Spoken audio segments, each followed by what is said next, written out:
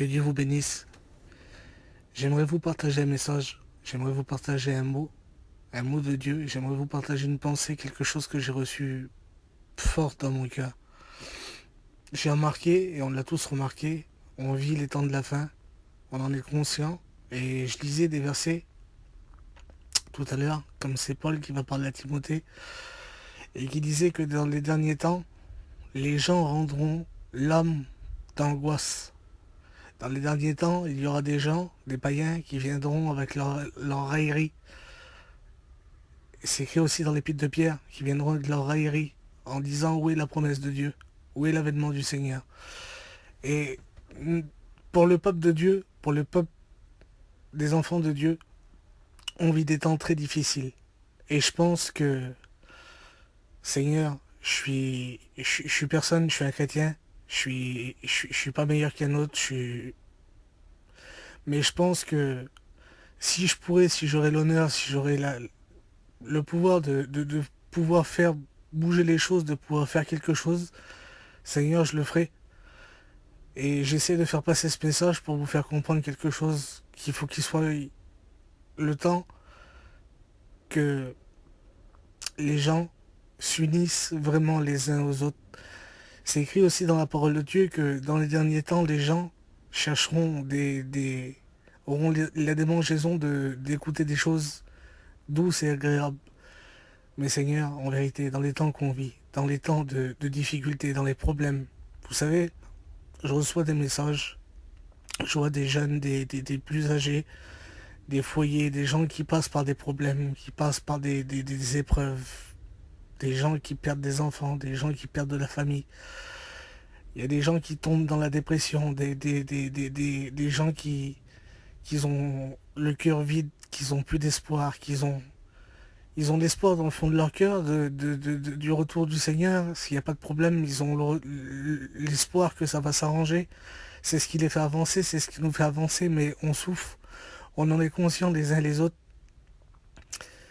Et ce que je pense, ce qu'il faut, c'est vrai, on a besoin des réunions. C'est vrai, on a besoin de ces choses-là. On a besoin, merci Seigneur, il y a la convention en ce moment.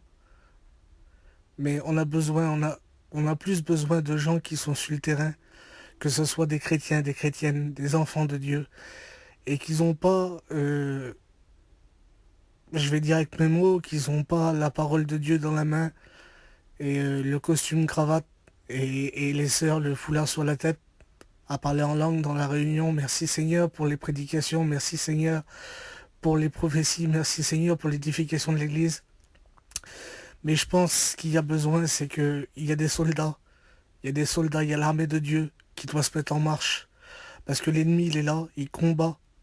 Et il envoie toute sa puissance, tous les ténèbres sur le peuple de Dieu. Et le peuple de Dieu, il souffre. Je vois mes frères, mes sœurs qui passent par des problèmes, par la dépression, par l'angoisse. Qui passent par des choses qui, il y a quelques temps en arrière, qui étaient inconnues pour la plupart de notre peuple. Des gens qui avaient passé leur vie en étant bien, qui connaissaient le bonheur, qui connaissaient pas les problèmes. Et maintenant, on s'enfonce de plus en plus dans des époques où il y a des choses qui se passent avec les téléphones, avec Internet, avec des choses qui détruisent la jeunesse, qui détruisent le monde, qui détruisent des foyers, des gens qui divorcent, avec des choses qui se passent sur les réseaux sociaux. Et on vit vraiment des temps difficiles. Et tout le monde, tout à l'heure je pensais à ça, j'étais assis chez moi. Il y a un serviteur qui est venu chez moi tout à l'heure. Et il y a 2 jours, il a fait une réunion et je devais pas y aller. Et cette réunion, j'y étais au dernier moment. J'y étais vraiment au dernier moment. Et quand j'y étais, il y a un homme qui était là que je connais de vue. Je l'ai vu plusieurs fois. Un frère homme. Et il a donné son témoignage. Et son témoignage, il a voulu le donner d'une façon, mais il a été dirigé d'un autre sens. Et il a expliqué qu'il avait été en prison et il a commencé à parler de la prison. Et il dit, je sais pas pourquoi je parle de ça ce soir. Et les mots, ils sortaient tout seuls. Et il expliquait que comme il s'est converti, il a été converti en prison. Il a reçu l'Esprit de Dieu, il a reçu la nouvelle naissance en prison. Et il expliquait qu'il se sentait plus libre. Il sentait la liberté dans son cœur qu'il était en prison. Et il avait peur de retourner dehors et de reprendre les choses de la vie de tous les jours, le travail, le commerce, l'argent, tout ce qui va avec, et de se retrouver prisonnier du monde dans lequel il était.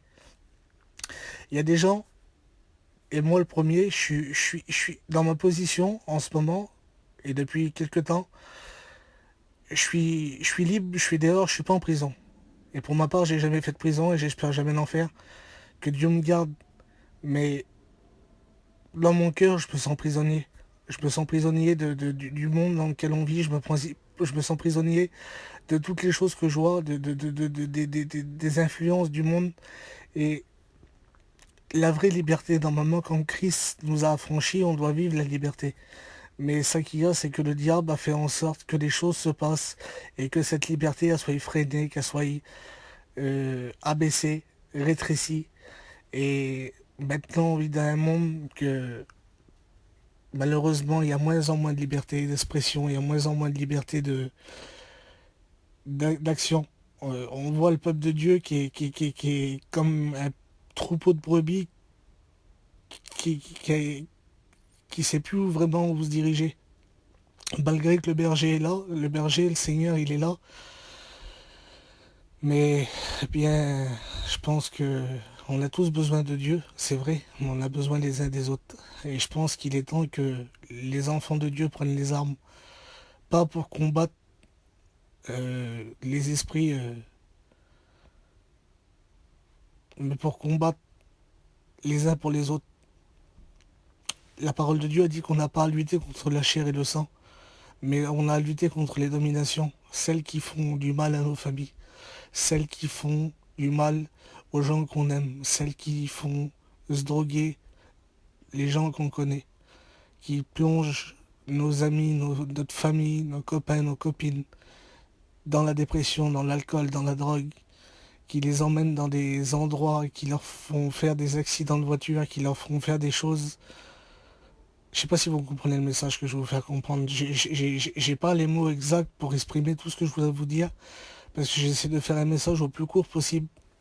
Mais je pense que le peuple de Dieu, il est temps qu'il se réveille. Il est temps qu'il se réveille et qu'on sorte dans les rues et qu'on va sur les places, dans les terrains, qu'on...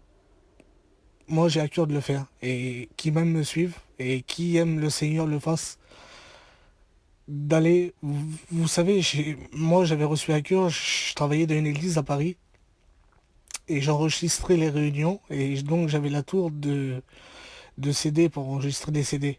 Donc, je faisais une dizaine de CD en même temps pour la réunion. Et en même temps, de mon côté, j'achetais des CD, des piles de CD, et je faisais des CD avec des cantiques dessus, des témoignages, une petite prédication qui durait pas longtemps, pour pouvoir mettre plusieurs choses sur le CD. Et j'allais sur les plages, j'allais dans les terrains désignés, et j'allais amener des CD. Et quand je voyais qu'il y avait une porte qui s'ouvrait, que la personne elle avait besoin, ben, le Seigneur, je me mettais en prière et je demandais à Dieu, avant de le faire, qu'il me donne les mots. Et bien souvent, je suis tombé dans des foyers, je suis tombé dans des endroits. Et une fois, je suis tombé, j'ai été dans le 77, je suis tombé dans un foyer de serviteurs. C'était Frame Michelet, pour ceux qui le connaissent. À l'époque, il y a quelques années, il y a 3 4 ans en arrière, il passait par un gros problème, il devait rentrer au conseil de direction. Et c'était pas lui le problème, c'était pas lui, c'était pas sa femme, c'était quelqu'un de sa famille qui l'avait mis dans une position assez délicate. Et j'ai été là-bas, j'ai été vers ces gens-là. Et moi, je connaissais pas l'histoire, je savais rien du tout. Et la femme, comme je suis arrivé sur la place, il y avait une femme qui était devant chez elle. Je lui ai donné le CD, et quand j'étais pour donner le CD à son camping, tout était fermé. Ça fait que j'ai fait demi-tour et celle qui était dehors elle m'a dit non, non, vas-y, elle dit c'est des chrétiens, ils ont besoin. Ça fait que j'ai dit bah vas-y, s'il te plaît, j'ai dit si tu peux taper à la porte, j'ai dit bon, j'y chose pas, j'ai dit c'est un peu gênant, j'ai dit je les connais pas. Ça fait qu'elle a frappé à la porte, la femme elle a ouvert, j'ai donné le CD, on a parlé un petit peu des choses de Dieu. Et elle m'a dit, tu sais, mon frère a dit, elle m'a expliqué l'histoire, elle m'a dit, des coups de téléphone, j'en reçois 50 par jour. Elle a dit, mon mari, c'est quelqu'un qui est connu dans la mission. Elle a dit, il travaille pour Dieu. Elle a dit, mais j'ai demandé, elle a dit quelque chose à Dieu. Elle a dit, j'ai demandé que le Seigneur, s'il ne nous a pas abandonnés, s'il était là pour nous, qu'il envoie quelqu'un qui ne soit pas au courant de tout ce qui se passe et qui nous apporte quelque chose qui vienne de Dieu. C'était rien, c'était un CD, une clé USB, avec des cantiques, des prédications, des choses spirituelles. Mais c'était l'action, C'était l'action. Moi, je ne savais pas, mais elle avait demandé quelque chose. Et ça fait qu'on a monté chez elle, on a prié. Et quelques jours plus tard, je suis revenu la voir. Et puis ça s'est passé 1 an et demi. Et j'étais à Deauville, j'étais en train de me promener sur une mission. Et d'un seul coup, j'ai vu une fille de loin et j'étais en même temps de travailler. Puis je l'ai appelée pour lui donner une prospectus de travail. Et comme elle est venue à la voiture, je savais pas c'était qui, je l'avais pas connue du tout 1 an et demi plus tard. Et c'était la fille, sa deuxième fille à l'homme, à Samuel, à Frahim. Et comme elle est venue à la voiture, elle m'a dit tu me reconnais? Je dis non, je vois pas t'es qui. Et elle m'a dit c'est moi, elle dit t'étais venu il y a 1 an et demi sur une place en 77, elle dit on passait par un gros problème. Elle dit vous êtes venu, toi et une fille, elle dit vous êtes vraiment venus de la part de Dieu. Et elle dit vraiment ça nous a encouragés, ça nous a relevés, ça nous a bénis. Elle dit ça nous a vraiment fait quelque chose de... Ça nous a boosté, ça nous a fait quelque chose, ça nous a fait voir que Dieu nous avait pas lâchés, qu'il nous avait pas abandonnés et qu'il nous abandonnerait pas. Et Seigneur, j'étais dans la voiture, j'ai été choqué. Parce que je pensais pas que les choses, ils pouvaient avoir un tel impact.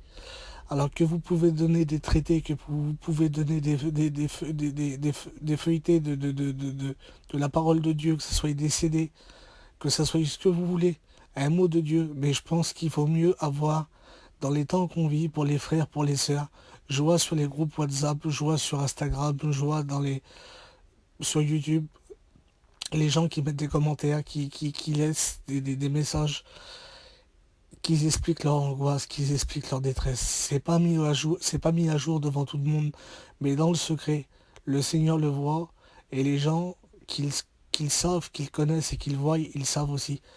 Le peuple il souffre, le peuple il a besoin de personnes qui ont des mots de Dieu à la bouche et non la parole de Dieu forcément à la main.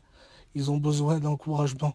On a besoin les uns des autres. On a besoin de sanctification, d'édification. On n'a pas besoin de gens qui viennent nous rappeler les commandements de Dieu et la difficulté de vivre une vie chrétienne. On a besoin d'encouragement, on a besoin de se soutenir, on a besoin d'être là les uns pour les autres.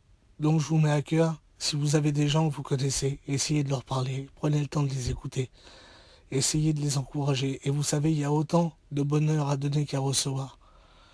J'espère de tout mon cœur que le Seigneur va bénir. J'espère de tout mon cœur que le Seigneur va agir à travers tous les travaux que vous pourrez faire, à travers tout ce que vous pouvez faire. Il y a des équipes à Paris, il y a des équipes à Paris qui vont donner à manger à des malheureux, à des SDF. Merci Seigneur, c'est un beau travail. Mais donner un plat de manger et un petit mot de Dieu, c'est une chose. Mais il y a des gens de chez nous.